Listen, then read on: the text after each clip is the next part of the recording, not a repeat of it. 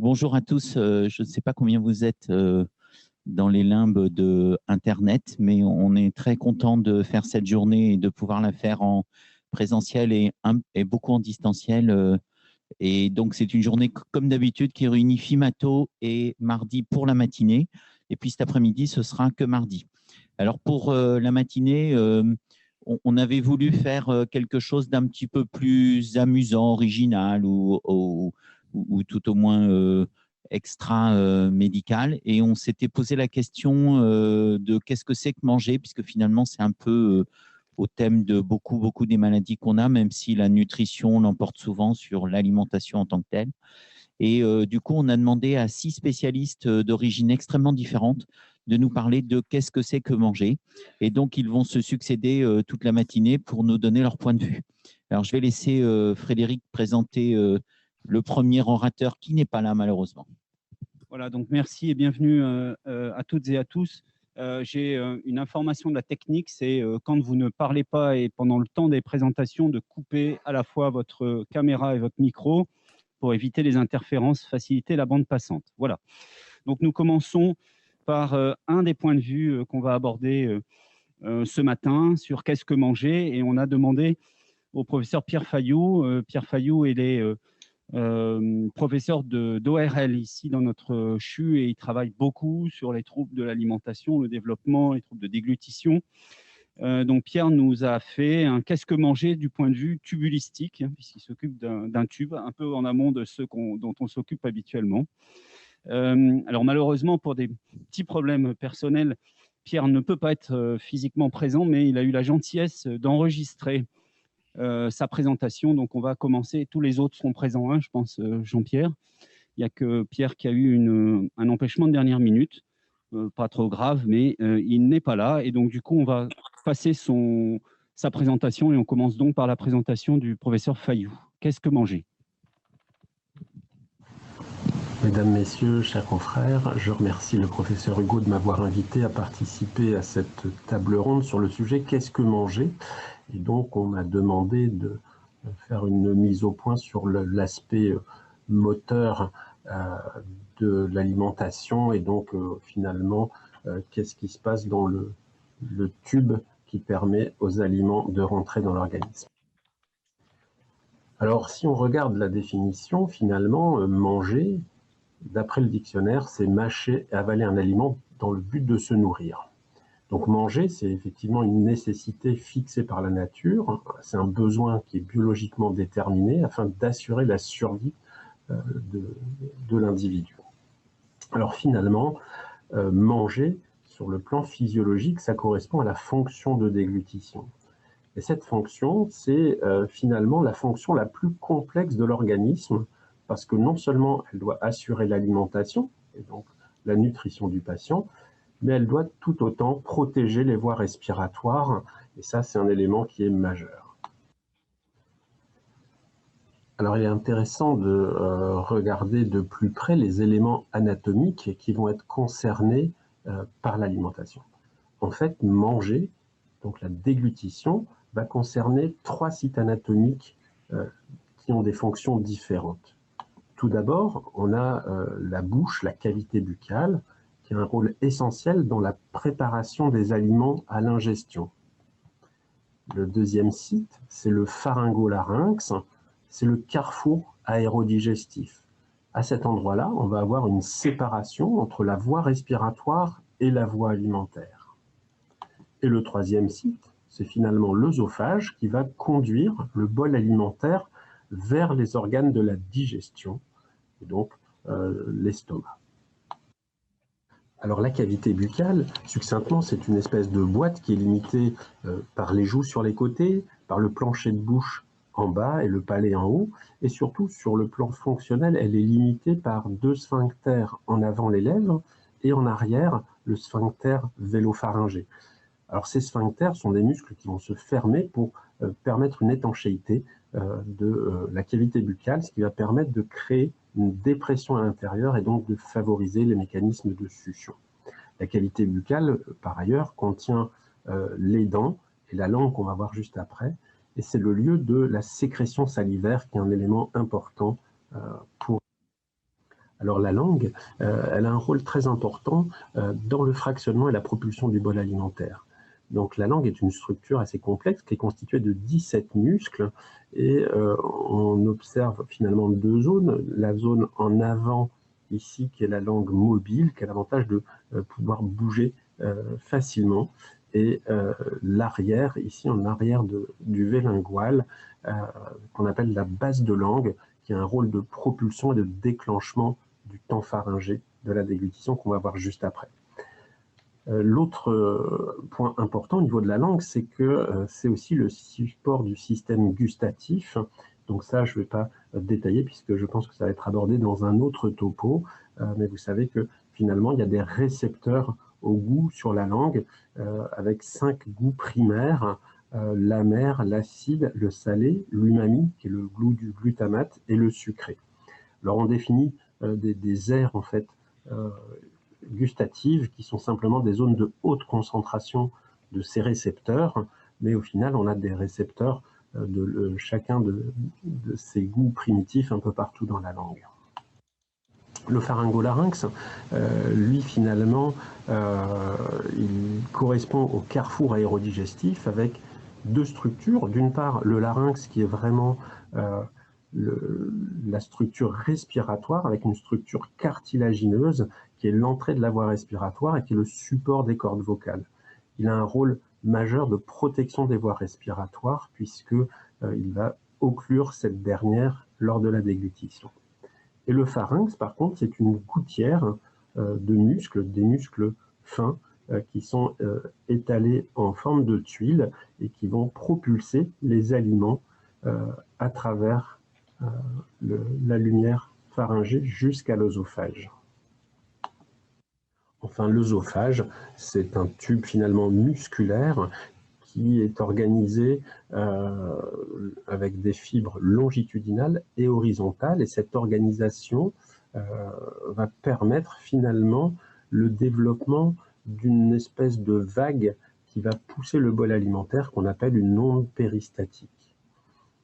L'œsophage est constitué de 3 segments, la partie cervicale, la partie intrathoracique qui est la plus longue et la partie abdominale qui est très courte entre le diaphragme et l'estomac. Alors le contrôle neurophysiologique de la déglutition est un élément extrêmement important et qui en fait toute la complexité. Pourquoi? Parce qu'on doit coordonner les différents organes de la déglutition qu'on vient de voir, mais aussi coordonner la déglutition avec la respiration.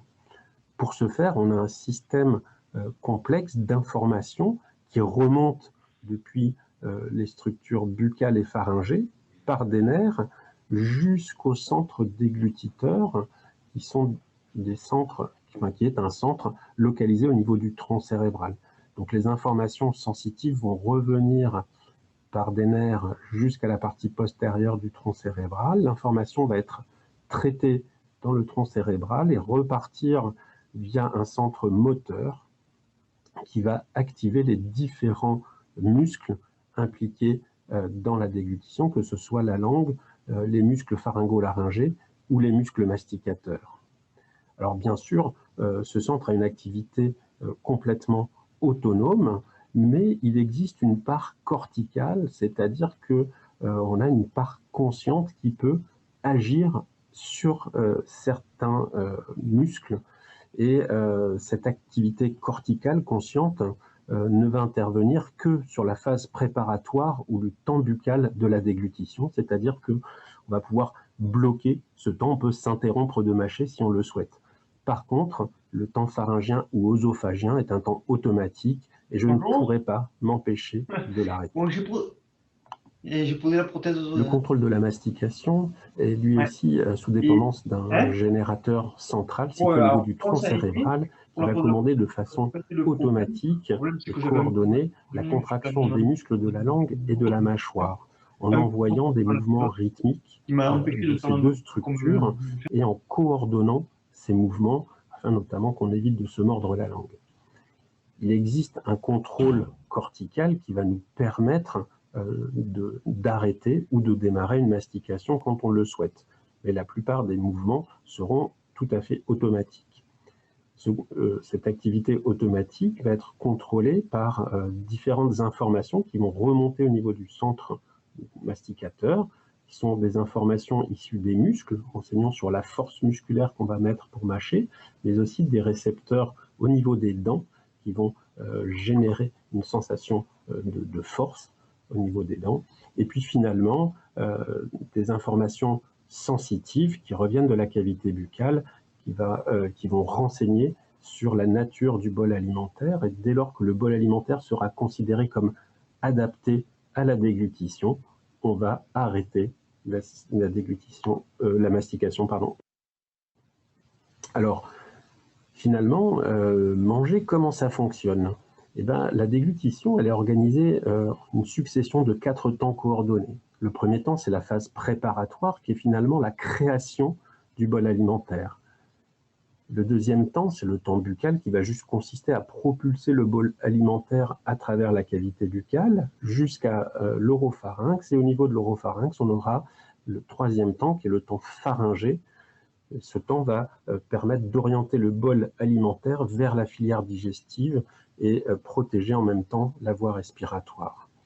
Enfin, dernier temps, c'est le temps œsophagien qui va permettre le transit du bol alimentaire jusque dans l'œsophage.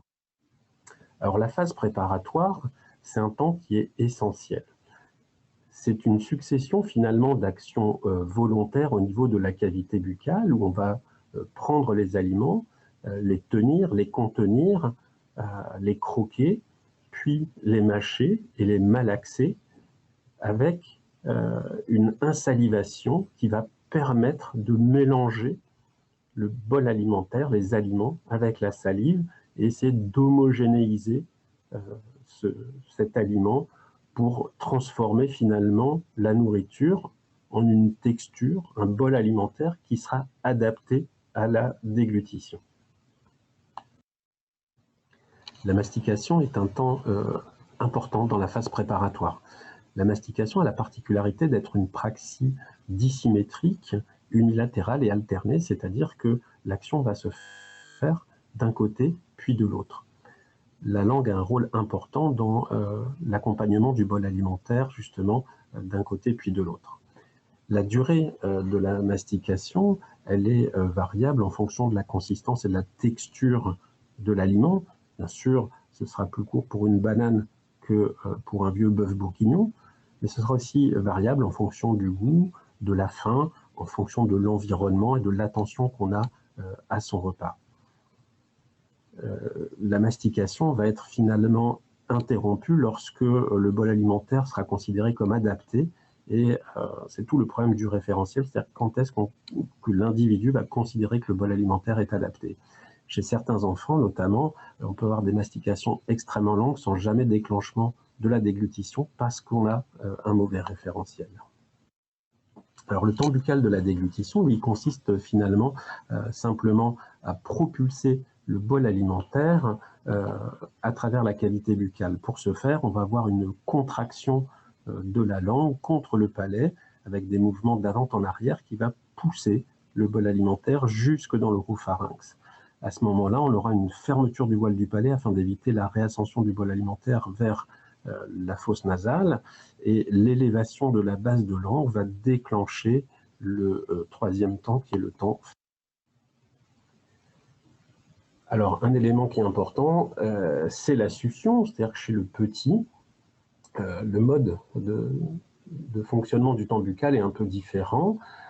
La succion, elle est liée à la création d'une dépression entre les sphincters labiaux et vélopharyngés, comme on l'a dit tout à l'heure. C'est-à-dire que ces sphincters vont se fermer, l'enfant va créer une aspiration qui va créer une dépression dans la cavité buccale qui va permettre la propulsion du bol alimentaire à travers la cavité buccale, mais sans mouvement de propulsion de la langue. Par contre, la langue va jouer un rôle quand même dans la succion puisqu'elle va créer un tube lingual en quelque sorte en venant plaquer ses bords latéraux sur le palais. En général, lorsqu'un nouveau-né ou un nourrisson s'alimente, on peut voir ici, on a 3 à 4 mouvements de succion avant de déclencher une déglutition. Cette alternance succion-déglutition va permettre au nouveau-né de respirer en même temps. Le temps pharyngien de la déglutition associe deux mécanismes. D'une part, un mécanisme de propulsion du bol alimentaire par contraction des muscles constricteurs qui vont permettre la propulsion du bol alimentaire vers l'œsophage, et d'autre part, par une protection des voies respiratoires. Cette dernière, elle est assurée d'une part par une fermeture de la voie respiratoire, fermeture par la fermeture des cordes vocales associée à l'ascension du larynx qui vient se bloquer sous la base de langue, mais aussi assurée par une inhibition respiratoire, c'est-à-dire que l'individu va se mettre en apnée afin de pouvoir déglutir. Du coup, ce temps est très court, d'environ 0,2 à 0,3 secondes. Il se termine par l'ouverture du muscle cricopharyngien, le petit muscle qui fait office de sphincter supérieur de l'œsophage et qui va permettre le passage du bol alimentaire vers le... Enfin, le dernier temps, c'est le temps œsophagien. C'est un temps beaucoup plus simple, hein, qui consiste en la propulsion du bol alimentaire depuis le pharynx jusqu'à l'estomac.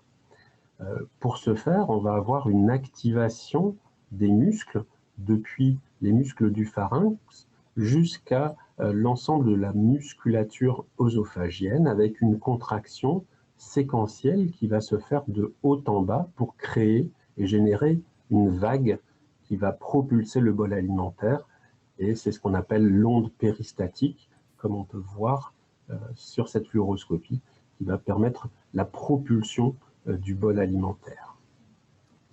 Alors, arrivé à la partie inférieure, comme on peut le voir là encore, on a un ralentissement au niveau du sphincter inférieur de l'œsophage, dont le rôle est surtout d'éviter le reflux gastro-œsophagien, mais ça permet de recompacter le bol alimentaire avant son passage dans l'estomac. Le temps œsophagien est beaucoup plus long puisqu'il dure entre 2 et 10 secondes, la durée étant variable bien sûr en fonction de la nature du bol alimentaire, le liquide passant beaucoup plus vite que le solide. Alors on a vu comment ça marchait. La question c'est, est-ce que ça marche toujours de la même façon, quel que soit l'âge? En fait, les organes de la déglutition apparaissent très tôt, puisque dès la fin de la période embryonnaire, toutes les structures anatomiques de la déglutition sont en place. La période fœtale va être marquée simplement par une maturation de ces structures, tant sur le plan de leur constitution que de leur fonctionnement. Et finalement, cette maturation, elle va se poursuivre tant au niveau de la morphologie qu'au niveau du fonctionnement après la naissance. Et finalement, la déglutition sur le mode adulte qu'on vient de voir, c'est-à-dire les 4 phases, elle va se mettre en place progressivement entre 1 an et 3 ans, mais certains éléments primaires, comme les phénomènes de succion, peuvent être tout à fait physiologiques jusqu'à l'âge de 5 ans. Alors effectivement, cette organisation motrice, elle évolue bien sûr avec la maturation neurologique et l'évolution et les modifications anatomiques de l'enfant. La succion, comme on peut voir ici, elle apparaît très tôt, vers 15 semaines d'aménorrhée. Vous voyez là en échographie anténatale, on voit ces petits bébés qui sont capables d'émettre des mouvements de succion. Par contre, elle n'est efficace sur le plan alimentaire qu'à partir de 32 semaines d'aménorrhée. Ça veut dire que les grands prématurés qui naissent à partir de 24 semaines ne sont pas capables de s'alimenter de façon autonome. Un autre élément qui est important, c'est le réflexe de succion-déglutition. Ce réflexe qui fait que chaque fois qu'on stimule la lèvre d'un nouveau-né, il va déclencher une succion et une déglutition automatique. Et bien, ce réflexe va se modifier avec l'apparition assez rapide, en quelques semaines à quelques mois, d'une part consciente, corticale, c'est-à-dire que l'enfant va pouvoir bloquer ce mécanisme et il peut être capable de téter simplement sans déglutir ou refuser de mettre en place une succion automatique dès qu'on stimule sa lèvre. Parmi les évolutions fonctionnelles, il est important de noter que la langue est extrêmement sensible à la naissance et qu'elle va se désensibiliser très rapidement grâce à la succion. Cette succion va permettre de faire reculer le réflexe nauséeux, qui est un réflexe de défense contre l'intrusion intrabuccale, qui va passer finalement de la position néonatale juste en arrière de la gencive très rapidement jusqu'au niveau du voile du palais. Alors bien sûr, chez les enfants qui ne peuvent pas être stimulés par la succion, ce réflexe va rester très antériorisé.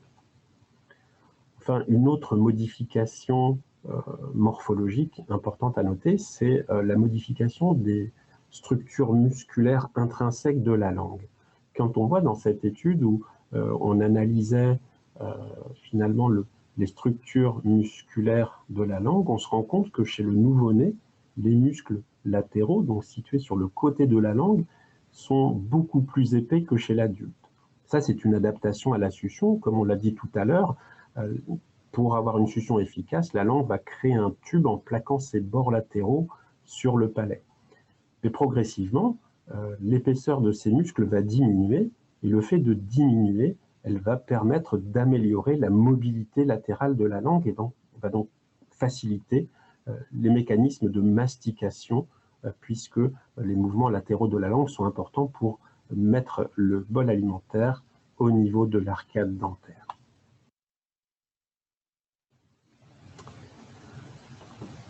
Alors, au niveau de la langue, justement, à partir de l'âge de 3-4 mois, chez un enfant à terme, on va voir des mouvements propulsifs de la langue apparaître, ces mouvements qui vont aller de l'avant vers l'arrière et qui vont donc permettre de propulser une alimentation solide.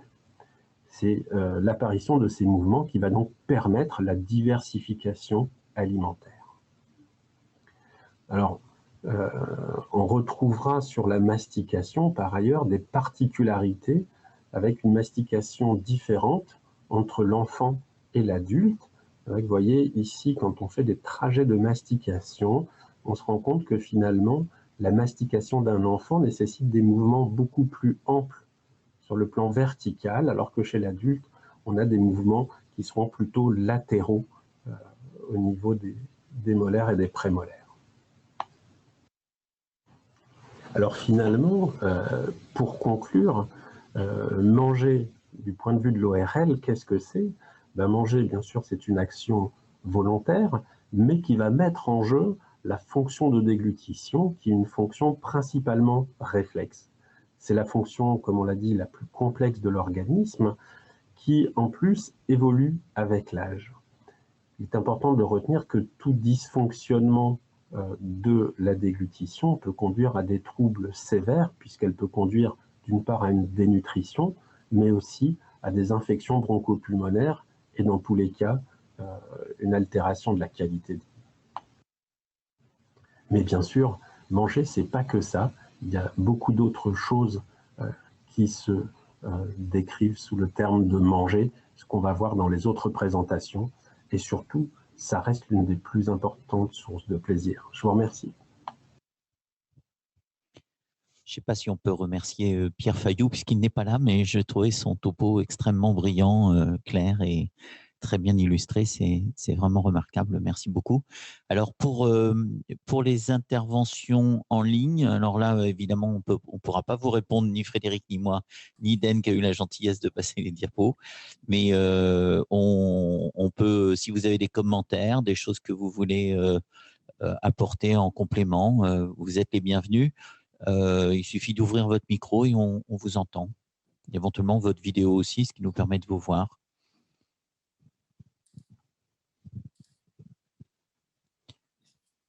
Non? Alors, on est 32, vous êtes 32 en ligne. Nous, on est une petite vingtaine ici à Lille, juste pour créer un peu d'ambiance collective. En attendant peut-être les commentaires et les discussions, moi je trouve que cette présentation, alors en effet extrêmement didactique et claire, montre à la fois la simplicité et la complexité, et en particulier chez les petits qui nous concernent, les interactions. Dès qu'il va y avoir quelque chose qui ne va pas aller, on a vu qu'il y avait du cerveau, on a vu qu'il y avait de la langue, on a vu qu'il y avait de la maturation, on a vu qu'il y avait de la motricité ou du tuyau derrière, et on imagine bien que toutes les maladies qui vont impacter ça vont avoir des conséquences assez directes sur ces mécanismes et très vite s'intriquer. On en reparlera probablement, mais avec Jean-Pierre, on a créé et d'autres, on a créé il y a une dizaine d'années, peut-être, non, peut-être pas.